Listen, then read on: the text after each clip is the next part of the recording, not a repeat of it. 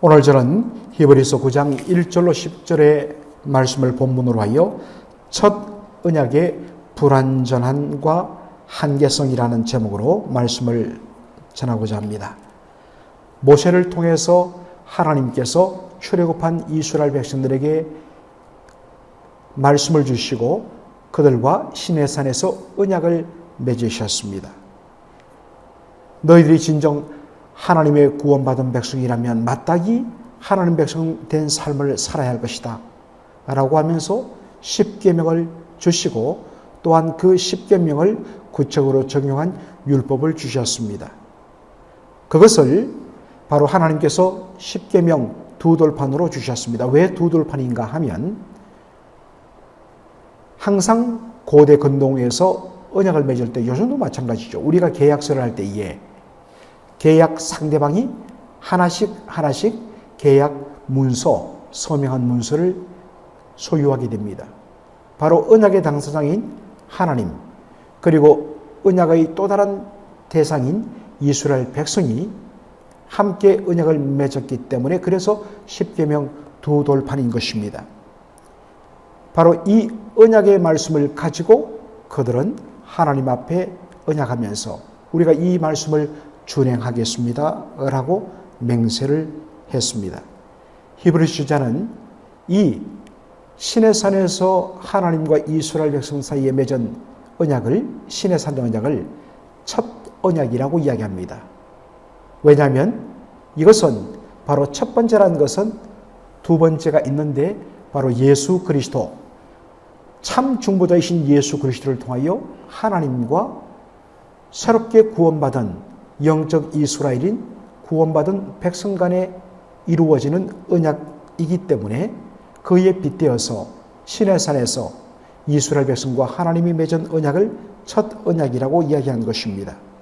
이 첫 언약에는 십계명뿐만 아니라 십계명을 포함한 율법과 그리고 여러 가지 제사, 제도, 규례와 그리고 레위기에서 우리가 봤던 각종 정결 규례들을 다 포함하고 있습니다. 히브리서 9장 1절 보면 첫 언약에도 바로 시내산 언약에도 섬기는 예법과 세상에 속한 성소가 있더라. 사실 이 번역이 명확하지 않다 보니까 우리가 이 말씀이 읽으면 그냥 이런 것들은 쉽게 이해가 되어야 이 번역이 명확하지 않습니다. 섬기는 예법이라는 것은 영어 성경이 참 번역을 잘했습니다만 원어는 바로 Regulation of Divine Worship, 하나님께 드리는 예배에 대한 레귤레이션 규정입니다. 이렇게 하면 쉽습니다. 그리고 세상에 속한 성소가 아니라 땅 위에 지어진 성소, 성막이란 뜻입니다. 그리고 그 성막에서, 성소에서 어떻게 하나님을 섬기며 제사 드려야 되는가 한 각종 규정들이 쭉 나옵니다. 히브리서 9장 2절 보면 예비한 첫 장막이란 표현도 사실 이렇게 번역해 옳습니다. 하나님께서 모세에 명하신 대로 세워진 첫 장막이라는 뜻입니다. 그렇죠? 출애굽기 25장에 하나님께서 모세에게 바로 성막을 지을 것을 명하면서 구체적인 양식들을 말씀해 주십니다. 그리고 그것에 대한 준비가 35장부터 39장에 걸쳐서 이루어지고 드디어 출애굽기 40장에 성막이 완성되었을 때에 거기에 하나님의 영광이 임하면서 백성들이 그 영광을 보고서 하나님께 경배하는 장면으로 출애굽기 40장이 끝납니다. 구체적으로 장막 곧 성막은 두 단계로 구성되는데 성소와 지성소로 그렇게 구별됩니다. 성소에는 등대와 상과 진설병이라고 되어 있는데 더 정확하게 말하면 7개의 등잔으로 구성되어 있는 바로 금 등잔대와 그리고 진설병 6개 바로 12개의 떡을 진설 펼쳐놓은 상인 바로 진설병상, 이것을 말합니다. 그리고 오늘 본문에 의하면 지성소에는 금향로와 언약궤가 있는데 그 속에는 만나를 담은 항아리와 아론의 쌍난 지팡이가 들어있고 그리고 율법의 비석들 곧 십계명 두 돌판이 그 속에 들어 있었습니다. 그리고 이 언약궤를 덮는 뚜껑 역할을 하는 속죄소라고 이야기하는데 그 뚜껑 위에는 바로 좌우에 날개를 서로 향하여 펼치는 그룹, 정확한 히브리 발음으로는 케루빔이라고 이야기합니다. 하나님의 뜻을 받드는 하늘의 천군 천사를 가리키는 표현입니다. 그 두 천군 천사의 형상, 날개를 뻗친 서로를 향하여 들고 있는 이 형상이라는 것이 언약궤 뚜껑인 속죄소 위에 그렇게 만들어진 조형입니다. 이것은 바로 하늘의 보좌, 하나님의 보좌를 상징하는 것입니다. 보좌에 앉으신 하나님 좌우편에 정말 천사들이 하나님의 뜻을 수종드는 천군 천사들이 서 있는 그런 하늘의 궁전을, 하늘의 궁정의 모습을 어떤 면에서는 상징화한 것입니다. 성막은 히브리서 9장, 특별히 10장의 거듭거듭 성막은 장차 오실 메시아 예수 그리스도와 그를 통하여 이루어지는 속죄 사역에 대하여서 자세하게 보여주고 있습니다. 사실 제가 저희 교회 부임해서 그 다음 해에 성막에 대하여서 제가 성경 공부를 오픈했습니다. 그리고 그때 일부만이 들었기 때문에 팬데믹 전에 2019년 수요 예배 시간을 통하여서 거의 한 12번에 걸쳐서 이 성막을 강의한 적이 있습니다. 필요하신 분들은 교회 홈페이지를 통해서 한번 확인해 보시길 바랍니다. 굉장히 은혜롭습니다. 여기서 짚고 넘어야 할 것은 분향단의 위치입니다. 출애굽기 30장 6절을 보면 분향단의 위치는 바로 성소와 지성소를 서로 이렇게 구분하는 휘장이 처해졌으면 바로 성소의 휘장 바로 앞에, 그러니까 어쨌든 성소의 공간에 이 분향단을 놓도록 되어 있습니다. 그런데 레위기 16장 11절로 13절에 보면 이런 말씀이 있습니다. 아론은 자기를 위한 속죄제의 수송아지를 드리되 자기와 권속, 자기의 가족을 위하여 속죄하고 자기를 위한 그 속죄제 수송아지를 잡고 향로를 취하여 분향단에 놓인 향로를 취하여 여호와 앞 단 위에서 피운 불을 그것에 채우고 또 두 손에 곱게 간 향기로운 향을 그 속에 집어넣으면 분향, 바로 연기가 피어오르겠죠. 그것을 가지고 장 안으로 들어가, 이 장이란 것은 휘장을 말합니다. 성소와 지성소를 구분하고 있는 그 휘장을 열고 들어갈 때에 한 손에는 먼저 자신과 자신의 가족을 위하여 속죄의 희생제물로 죽임당한 그 희생제물의 피를 들고 다른 한 손에는 바로 분향, 이 향로불,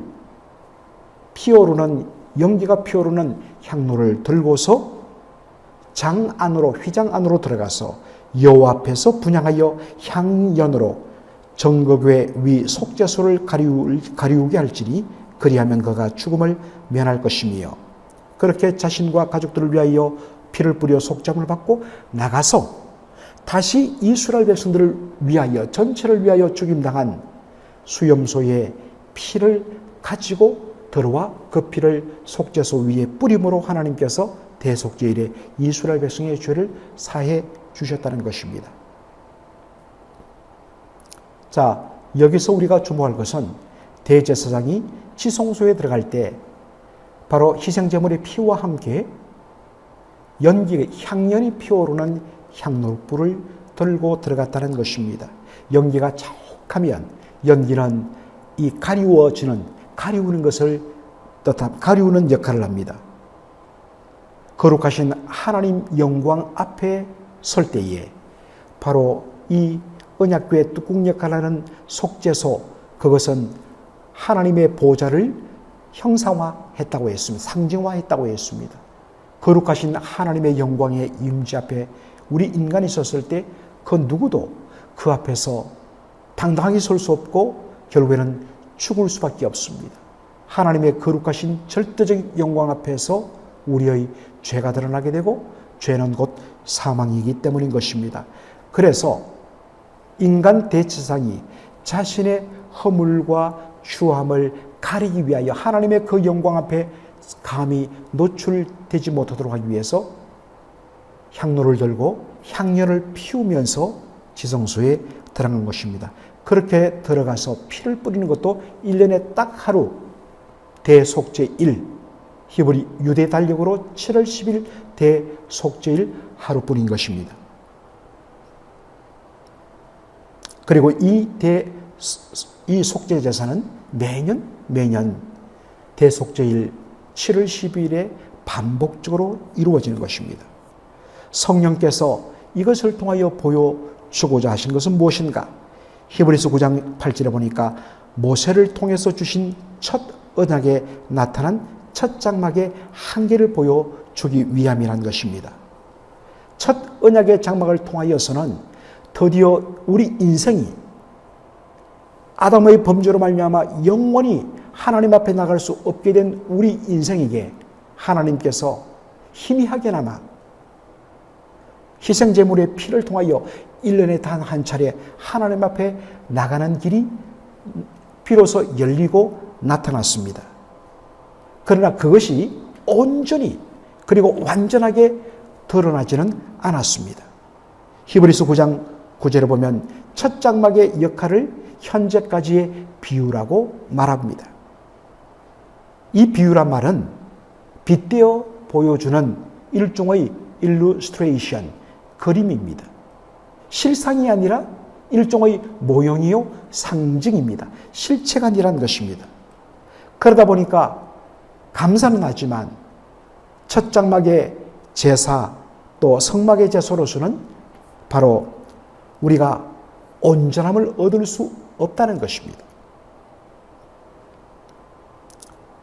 진정 우리를 하나님 앞에 온전케 하는 것은 성막 제사의 참 실체가 되시는 예수 그리스도 그분을 통해서만이 온전히 죄사함과 하나님께로 들어가는 길이 완전히 열려지게 된다는 것입니다. 그러한 내용을 히브리서 9장 11절부터 10장 내내 계속적으로 구체적으로 그 설명을 반복과 함께 심하고 있는 것을 우리가 보게 됩니다. 이런 첫 언약의 각종 규정들은 개혁될 때까지 존재하면서 그 사명을 감당합니다. 그러나 그것은 그림자이기 때문에 성막 제사의 실체가 되시는 예수님이 오시면 그 모든 규정들은 이제 그 사명을 다하고 폐지되게 되어 있습니다.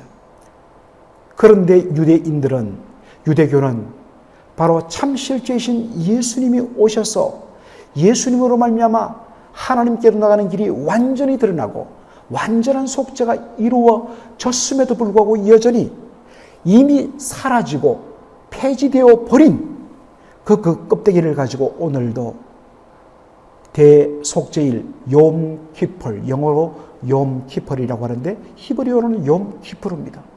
그날 희생제물에 목을 따서 피를 내어서 향불을 들고 들어갑니다.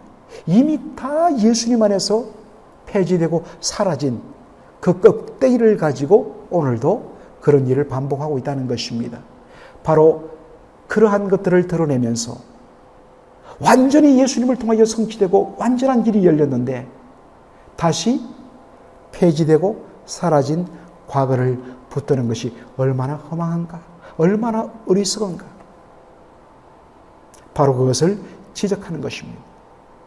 예수님을 통하여 완전히 우리에게 드러난 이 놀라운 길, 이 놀라운 은혜, 언제든지 이제 히브리서 10장에도 보겠지만은 언제든지 예수의 이름 의지하면 언제든지 하나님의 은혜의 보좌 앞에 나갈 수 있고 대세상을 통하여서 1년에 단 한 차례 나가는 것이 아니라 언제든지 우리가 그리스도의 보혈을 의지하여 하나님 앞에 각자 왕같은 제사장으로 언제든지 들어갈 수 있는 은혜의 길이 활짝 열렸다는 것입니다. 이것을 누려야 된다는 것입니다. 초대교회 성도들의 문제는 유대교로 돌아가려는 것, 이미 폐지되고 사라진 과거로 돌아가려고 하는 것이라면, 오늘 이 땅을 살아가는 신약교회 성도들의 문제는 예수님을 통하여 완성되고 완전히 우리에게 열려진 이 놀라운 복들을 누리지 않고 그것을 잠재운다는 것입니다. 이러한 부분에 대하여 다시 우리가 도전을 받고 일깨움을 받아서 우리에게 허락된 이 놀라운 예수 그리스도를 통하여 온전히 회복된 이 은혜의 축복들을 오늘도 마음껏 누리는 저와 여러분 되기를 주님의 이름으로 축원합니다. 아멘. 살아계신 우리 아버지 하나님, 은혜와 사랑을 감사드립니다. 히브리서 9장 1절로 10절의 말씀을 통하여서 하나님이여, 첫 언약의, 그리고 모세에 의해서 땅 위에 세워진 첫 장막의 바로 불완전함과 한계가 어떤 것임을 저희들이 보았습니다. 첫 장막이 한계와 불완전한 것은 그것의 역할이 바로 장차 오실 예수 그리스도, 그를 통하여 이루어질 속죄의 놀라운 은총의 완전함을 맛보여주는 맛보기용이요, 비유요, 상징이요, 비유요, 그리고 그림자에 불과할 뿐인 것을 다시 한 번 더 확인했습니다. 그 역할을 하던 것이 이제 참된 실체이신 예수님이 오셔서 온전히 완성하고 하나님께로 나가는 길이 완전히 열렸음에도 불구하고 이미 사라진 과거의 헛된 없어진 것들을 붙들고 그렇게 돌아가려는 흔들리는 초대교회 성도들의 심령을 향하여서 정말 안타까운 마음으로 참된 완성된 예수님을 통하여 이루어진 복음을 정말 목 놓아 외치는 이 히브리서 저자의 심령을 오늘 저희들이 다시 한번 느낍니다. 우리의 안타까움과 문제는 우리에게 완성되고 예수님의 이름으로 언제든지 하나님 은혜의 보좌 앞에 나갈 수 있는 이 은혜의 길이 열렸음에도 이것을 사용하지 않은 채 그 은혜의 길에 잡목이 무성하고 흡유줄이 쳐져 있는 그러한 모습이 우리의 심령 속에 있지 않는지를 확인하고서 오늘도 주님 앞에 예수의 이름 의지하여 담대히 나가는 저희 모두가 되게 인도하여 주시옵소서.